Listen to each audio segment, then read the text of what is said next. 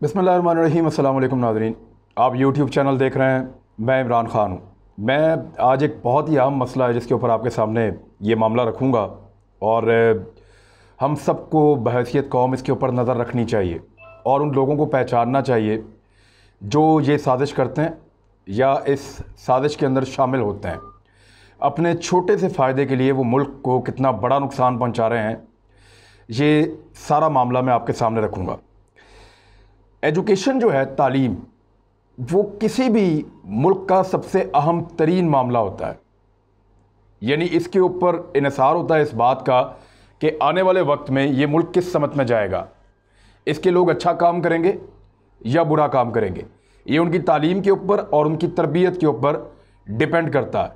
जैसे बच्चों को आप पाल पोस के बड़ा करते हैं, वो उसी तरह का मुल्क आगे बनाते हैं। अब एक साजिश हो रही है पाकिस्तान में इस वक्त। पाकिस्तान तहरीक इंसाफ की हुकूमत ये कह रही है कि हम स्कूलों में तालीम देंगे कुरान पाक की, अहादीस की, और दीनी तालीम का जो शेयर है वो स्कूलों के अंदर बढ़ाया जाएगा। नबी अकरम सल्लल्लाहु अलैहि वसल्लम की ज़िंदगी से मुताल्लिक चैप्टर्स जो है वो शामिल किए जाएंगे। यूनिवर्सिटियों में कुरान पाक का तर्जुमा जो है उसको पढ़ाना लाजमी करार दिया जाएगा। ये पंजाब में भी आया है, केपी में इन्होंने इससे पहले स्कूलों में किया था। और जो नया निसाब जो बनाना चाहती है पाकिस्तान तहरीक इंसाफ, उनका मकसद ये है कि प्राइवेट और सरकारी स्कूलों के जो निसाब हैं, जो वहाँ किताबें पढ़ाई जाती हैं, उनके अंदर जो फ़र्क है उसको ख़त्म किया जाए या जितना कम किया जा सकता है उसको कम किया जाए। और साथ ही साथ जो मदरसे हैं जहाँ पे बहुत बड़ी तादाद में तलबा जाते हैं, उनको भी जो तालीमी धारा है, जो दुनियावी तालीम है, उससे उनकी वाबस्तगी बनाई जाए और उनको दुनियावी तालीम भी साथ साथ मिले। अब ये वो चीज़ें हैं जिन पे पाकिस्तान तहरीक इंसाफ की हुकूमत काम कर रही है। वैसे 4 चीज़ें हैं जो बुनियादी तौर पे इनको करनी है। नंबर 1, पाकिस्तान के आइन का आर्टिकल 25 है, 25A। वो ये कहता है कि हर बच्चे को स्कूल जाने का हक रियासत देगी।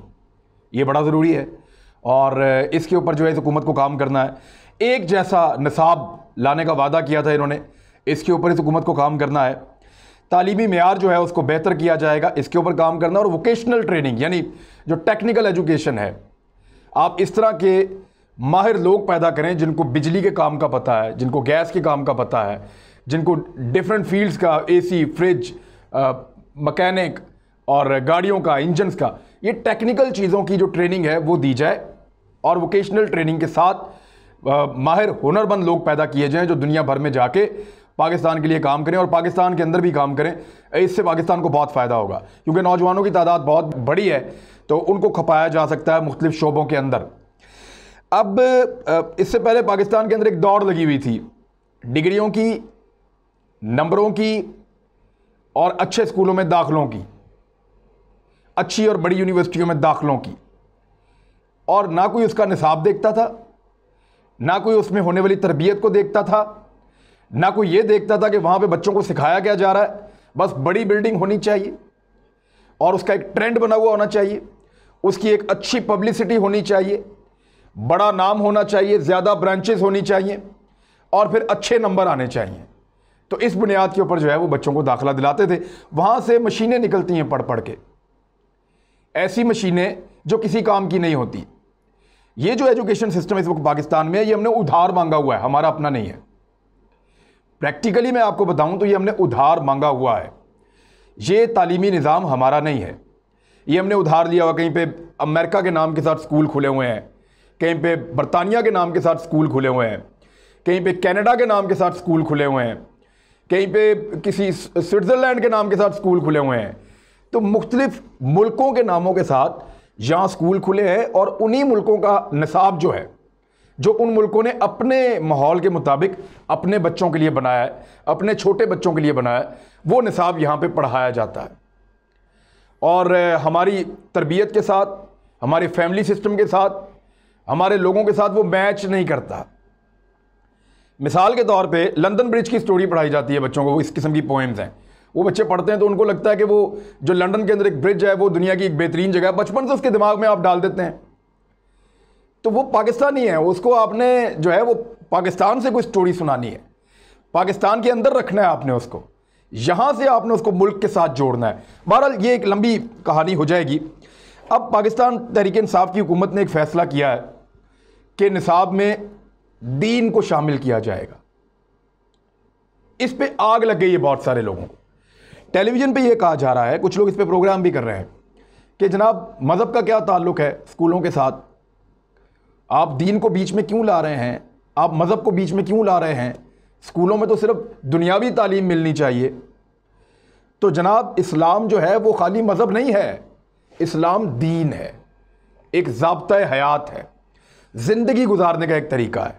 अगर आपने स्कूलों में बच्चों को ज़िंदगी गुजारने का एक तरीका ना सिखाया, देखिए मैं फिर कहूँगा इस्लाम मज़हब नहीं है, बहुत सारे मज़ाहिब हैं, इस्लाम दीन है और एक मुकम्मल दीन है। इसमें ज़िंदगी गुजारने का एक तरीका है।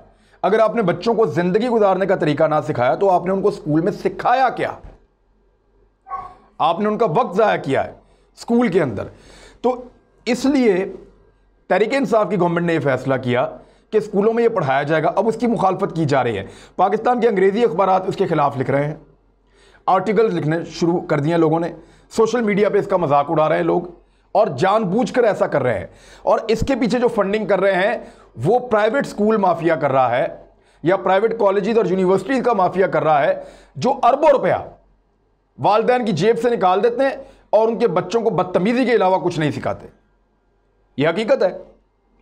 आप एक स्कूल, प्राइवेट स्कूल के बच्चे और सरकारी स्कूल के बच्चे की आप तमीज़ का लेवल चेक कर लें, माँ बाप से और रिश्तेदारों से बातचीत करने का तरीका चेक कर लें। हम सरकारी स्कूलों में पढ़ते थे, हमने प्राइवेट स्कूलों के बच्चे भी हमारे दोस्त थे, तो हमें आइडिया है। इसी तरह से आज जो प्राइवेट स्कूलों की हालत है, कुछ स्कूल लोगों ने ऐसे प्राइवेट बनाए हैं जिसके अंदर वो दीनी तालीम भी देते हैं, जिसमें तरबियत का बेहतर एहतमाम भी करते हैं, लेकिन बहुत सारे ऐसे स्कूल हैं जहाँ पे बच्चे बच्चियाँ ख़राब हो रहे हैं। आए रोज़ उनकी खबरें आती हैं और अखबारात में क्या लिखा जा रहा है, डॉन जैसे अखबार के अंदर ये लिखा हुआ मैंने पढ़ा कि स्कूलों के अंदर जब कारी आएंगे जो कुरान पाक पढ़ाएंगे बच्चों को, तो स्कूलों में शिद्दत पसंदी जन्म लेगी। यानी जब तालीमी इदारों में कारी हजरात आएंगे तो शिद्दत पसंदी वहाँ पे जन्म लेगी।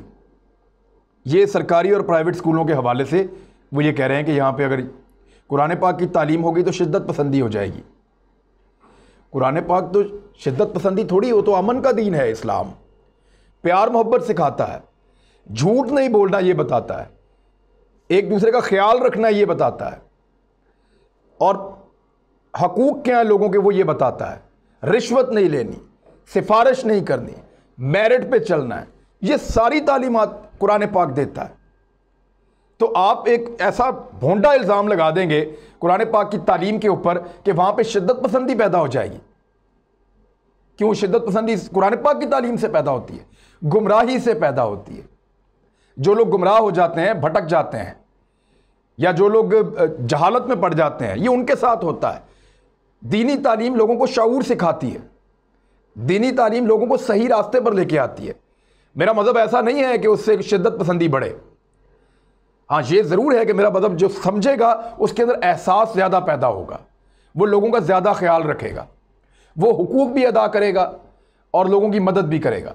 तो ये हमारा दीन तो हमें ये सिखाता है, लेकिन ये पता नहीं किस किस्म का प्रोपेगेंडा कर रहे हैं। और कर पता क्यों रहे हैं? सिर्फ इसलिए कर रहे हैं कि इनका जो निज़ाम तालीम पाकिस्तान में इस वक्त राइज है, गोरे का बनाया हुआ, वो यहाँ पे चलता रहेगा। उनका तालीमी निज़ाम हमें उनका ग़ुलाम बनाता है, आज़ादी से सोचने का मौका नहीं देता। मैं जापान की आपको मिसाल देता हूँ। जब दूसरी जंग अज़ीम के बाद पूरी तरह वो तबाह हो गया, मुज़ाकरात उनके शुरू हुए, एक जर्नैल की ड्यूटी लगाई थी अमेरिका ने, और उन्होंने बहुत सारी चीज़ें चेंज कर दी। वहाँ डेमोक्रेसी ले आए जापान में, वहाँ पे उनका सोशल स्ट्रक्चर सारा तब्दील कर दिया, उनका इकोनॉमिक सिस्टम सारा तब्दील कर दिया।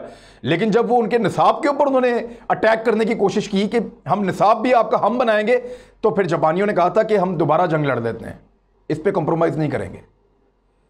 तो हमने इस चीज़ पर बगैर किसी जंग के हथियार फेंक के कंप्रोमाइज़ कर दिया, चंद टकों के लिए, पैसे कमाने के लिए। बाहर से ले आते हैं गोरों को, उनका निसाब, और ला के अपने बच्चों को पढ़ाते हैं और उनको उनके जैसा बनाते हैं, फिर काठे अंग्रेज बनते हैं, जाके उनकी नौकरी करते हैं। कोई भी कौम बड़ी और ताकतवर नहीं हो सकती जब तक कि वो अपने रिलीजन, अपने कल्चर और अपने निसाब के साथ सामने ना आए। आप चीन को देखें, जापान को देखें, दूसरे मुल्कों को देखें, जो जो मुल्क अपना तालीमी निज़ाम बनाता है, अपना निसाब बनाता है, दौरे हाजिर के जदीद तकाज़ों के मुताबिक बनाइए। आपके पास साइंटिस्ट हैं, आपके पास बहुत सारे स्कॉलर्स हैं, आपके पास बहुत सारे लिखने वाले हैं, आपके पास बहुत सारे रिसर्चर्स हैं। आप अपना तालीमी निज़ाम बनाएं और बना के लाके अपने बच्चों को पढ़ाएं। तो ये एक प्रोपेगेंडा हो रहा है, इसके ऊपर आपको नज़र रखनी पड़ेगी। रजब तैयब उर्दगान की मैंने आपको मिसाल दी थी थोड़े दिन पहले। तुर्की सेकुलर हो गया था, वहां पे अरबी में अजान पे पाबंदी लग गई थी 1920 के बाद, जब रियासत उनकी ख़त्म हो गई, जब खिलाफत उनकी टूट गई और ऑटोमन अंपायर का या खिलाफत उस्मानिया का दौर ख़त्म हो गया, तो उसके बाद तुर्की एक सेकुलर मुल्क में कन्वर्ट हो गया था। लेकिन 50, 60, 70 की दहाई में उन्होंने दीनी तालीम के इदारे बनाए। वो एक हातिब स्कूल सिस्टम है जिसके अंदर वो तैयब उर्दगान ने तालीम हासिल की है, जो 25% तालीम कुरान और हदीस के मुताबिक देता है।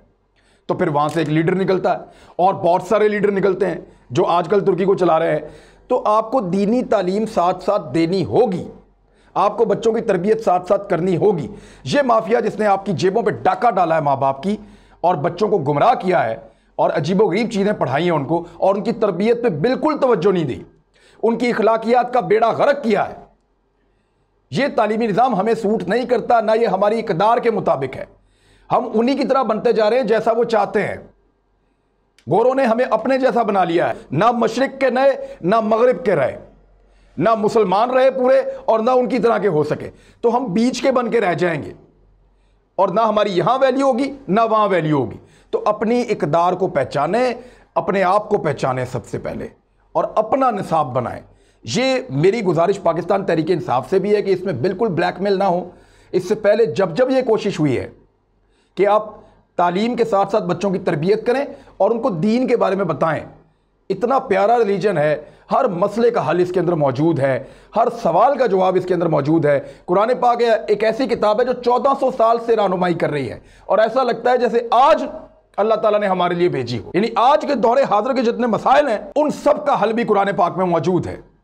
तो इंसानियत के लिए इससे बड़ा कोई इल्म हो नहीं सकता।